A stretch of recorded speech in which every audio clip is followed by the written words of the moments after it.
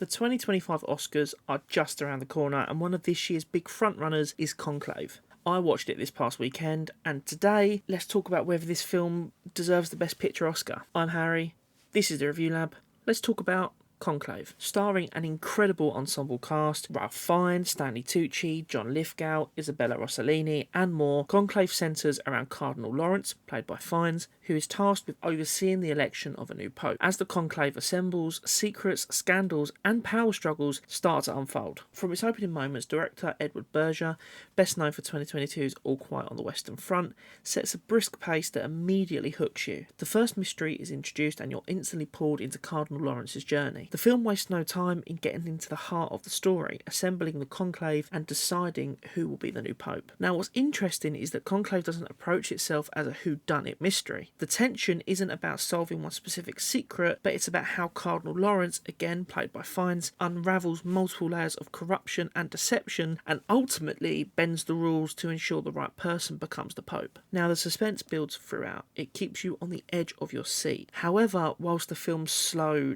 tension-filled build-up is one of its strengths, it becomes a bit of a double-edged sword. By the end, I personally couldn't help but feel that the grand crescendo was just a bit underwhelming. It left me feeling that the build-up, whilst it was thrilling, had ultimately led to an anticlimax. One of the standout features of Conclave is its script. Written by Peter Strahan and adapted from Robert Harris's novel, the dialogue is sharp, impactful, and full of intrigue. The combination of this stellar script with Berger's direction and the powerhouse performances make each scene feel almost theatrical. Now, as the film progresses, the interiors become quite colour-drained, directing your attention fully to the characters and their striking blood-red attire. This only helps heighten the tension. The confined settings and the escalating stakes almost make the film feel claustrophobic, but you simply can't look away. Ralph Fiennes gives an incredible performance as Cardinal Lawrence. He portrays this man that is struggling with his own faith and this overwhelming task of trying to find someone to lead the papacy, and it is compelling and very layered. You really feel his internal struggle and his growing pressure as he rises to power, in a sense, and a power that he doesn't even want. Now, the film is driven by its characters. At every turn, you're left questioning who is the right candidate to be the Pope. This only adds again to drama and suspense. The ensemble cast, including Stanley Tucci and Isabella Rossellini, all bring something to the table. I have to say, I would have loved to have seen more of Rossellini. She steals every scene she's in, whether it's lurking in the shadows or taking command of the room. But given the brisk pace of the film, I do understand why her role is somewhat limited. Now, overall, Conclave is a very impressive film. It has a strong script,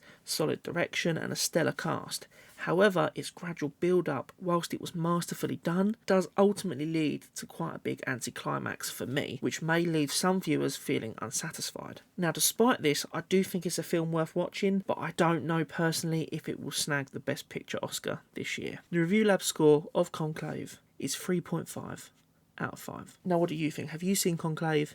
Let us know what you thought in the comments below, and let us know what other videos you would like to see on the channel. We would love to hear from you.